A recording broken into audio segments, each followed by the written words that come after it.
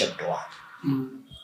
Tukaonana tena, mazungumzo kwa hivyo, kipindi hicho situmii simu, akanipa namba zake, tuko pamoja ndugu yangu, tumeshinda leo, itakuja mechi nyingine tutakuwa pamoja. Maana bondi ikawa hivi. So muda ukapita, mashindano akamaliza, akaenda zake Tanzania bara. Nilikuwa amekuja kwa ajili ya mapumziko na mashindano. Karudi Tanzania bara, nikawa namtafuta kwa simu ya rafiki yangu. Na chati, vipi, umefika salama? Nipo Morogoro huku Mtibwa shule.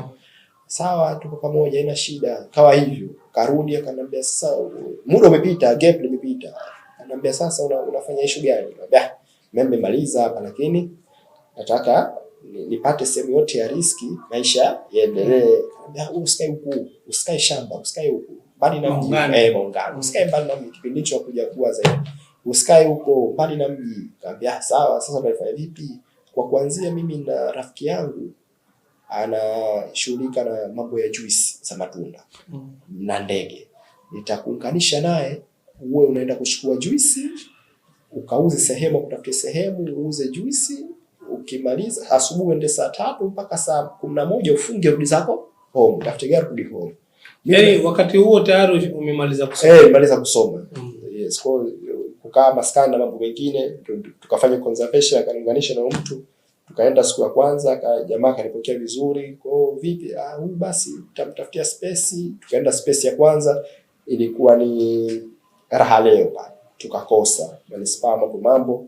Akaenda sehemu ya pili, Totobola pili Kisonge. Akapata pale, akamwambia dogo mwache aanze, haina shida. Kwa basi sawa aanze. Kwa sasa kila siku asubuhi naenda kuchukua mzigo mla ndege pale, narudi zangu Totobola pili. Nauza saa 3 mpaka saa 11, nafunga. Kuna nyumba ya pili pale tunaweka made yetu, narudi nyumbani. Kwa ikaenda tulikuwa tunawasiliana, vipi na mzigo napiga fresh, haina shida.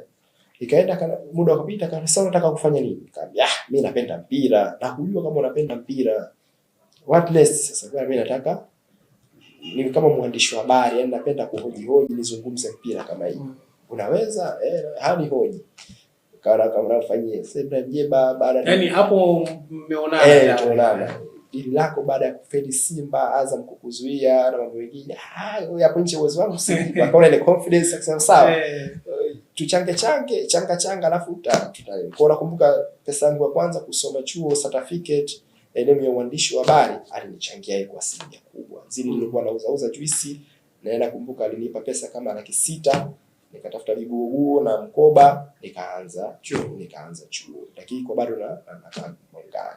Kanambia anza kuandika sasa. Yes, ana uzoefu mtu Tanzania bara, anaona waandishi wanaofanya kina Edo akatolea mfano Edo Bakwembe, Edo kina Oscar wale, Shafi Dauda, watu wanaandika, kusema haitoshi.